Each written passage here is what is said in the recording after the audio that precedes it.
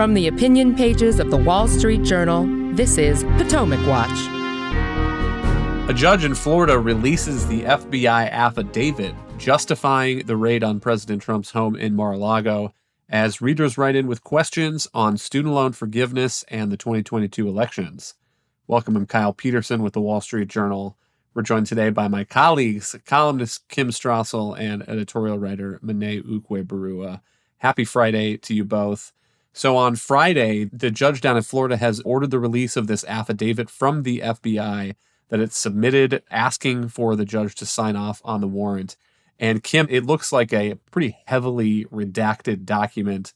There are pages of it that are just black boxes where you have paragraphs that have been zeroed out, not for public consumption. And as we've discussed on previous podcasts, the argument for this is that the Justice Department doesn't want to put any witnesses at risk or jeopardize the investigation that it's doing into this information. But Kim, do you think there was much that the public can learn or glean from the sections of text in between the black redactions in this affidavit? So I do think it helps us confirm a few things. The number one thing is that this is indeed a dispute over documents. There has been a lot of speculation in the press that maybe it was something more, that maybe they were looking for information related to January 6th. I suppose it's possible that is still the case and they didn't lay it out in the affidavit. But from what we can see in the affidavit, this was the FBI concerned, at least according to what it wrote to the judge in this affidavit, that there were documents that continued to be at Mar-a-Lago that were classified and a danger to national security, and that they couldn't be confident that they would get them all back. And moreover, that there was worries, too, which I found very interesting, that there would be additional steps taken to potentially obstruct this investigation. I think the other thing that we got was an interesting timeline, whereas we found that there was, in fact, extensive discussions last year between the National Archives and the Trump team that resulted in the Trump team delivering 15 boxes of documents to the archives in January. In February, the National Archives alerted the Department of Justice and FBI that among those boxes had been classified information. The FBI then opened a probe. There was a back and forth in May between the FBI and the Trump team about this question of declassified documents. There's a letter included in here from a Trump attorney making the case very forcefully that anything in the president's possession had been declassified and the classification rules did not necessarily apply to him. And yet, nonetheless, the FBI went and did this fairly aggressive raid.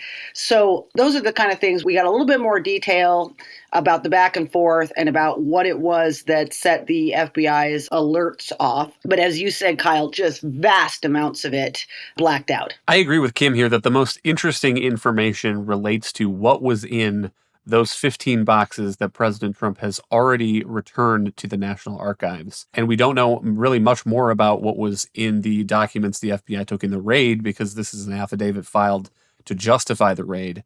But as for those 15 boxes, I'll just read a few lines. It says a preliminary triage of the documents with classification markings revealed the following approximate numbers: 184 unique documents bearing classification numbers, including 67 marked as confidential, 92 marked as secret, 25 marked as top secret. According to the FBI, this includes material that appears to contain national defense information, is the term that's used in the affidavit.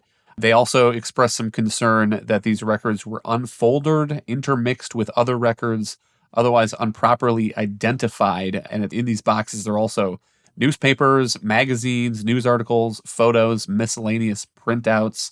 They say that there are what appear to be notes in President Trump's handwriting also in there.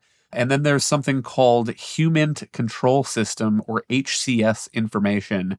And that is described by the FBI in this affidavit as a system designed to protect intelligence information derived from clandestine human sources.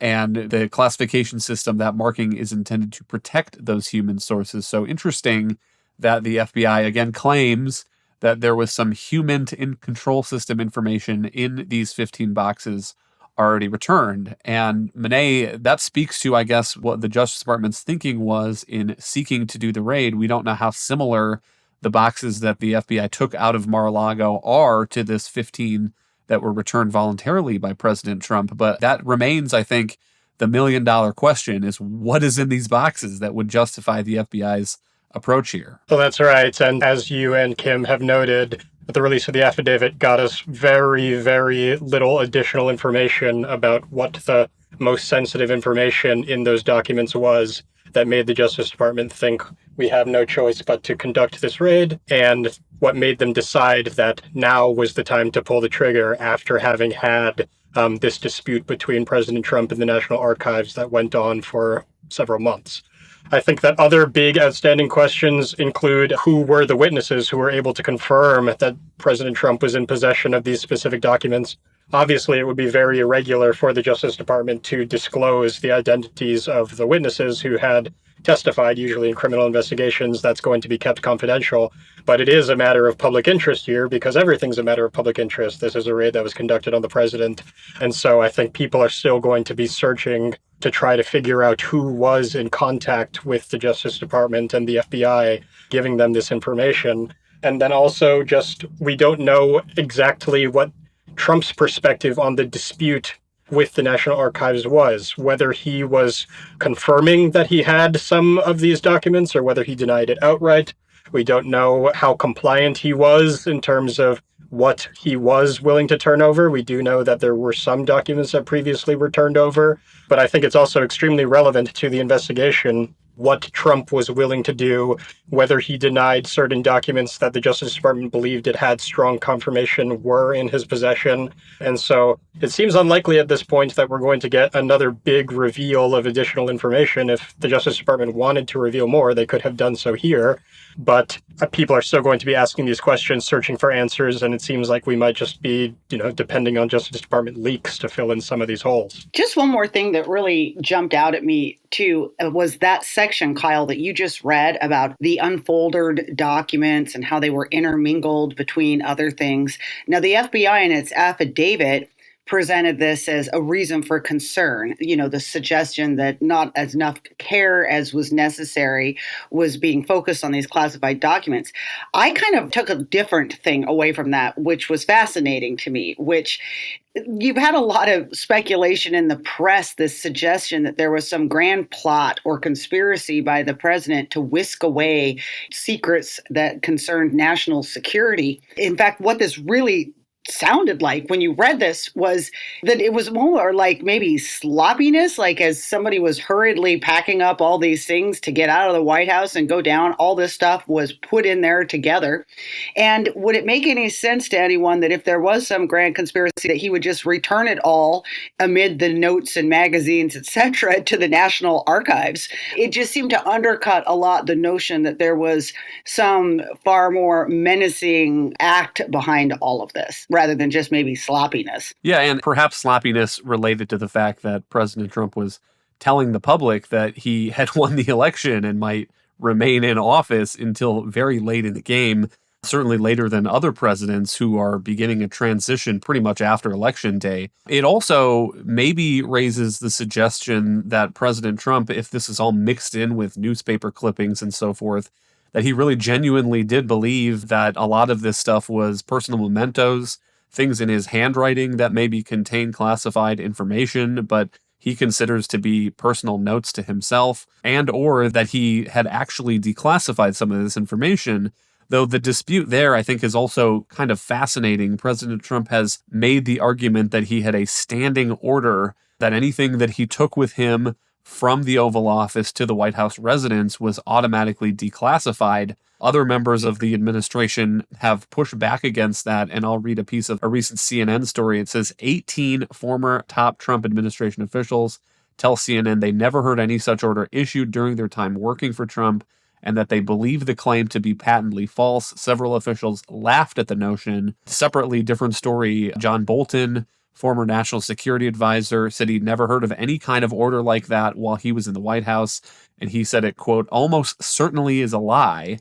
I was never briefed on any such order, procedure, policy when I came in. If he were to say something like that, you would have to memorialize that so that people would know it existed, unquote. And so, again, we have this confusion. The president has broad declassification authorities, but if he says he declassified this information and there's no record of it and nobody remembers him doing it explicitly, then we are kind of at a little bit of an impasse. But I do want to pick up on something that Kim said earlier, which is, Monet, it also seems from this affidavit that we really are in a dispute over these documents. And it does raise the question of maybe what the Justice Department is doing in here was more limited in scope than a lot of the debate in public suggests. Maybe it really is a dispute over these documents.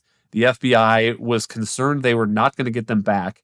And so they did the raid because they wanted physical possession of the documents.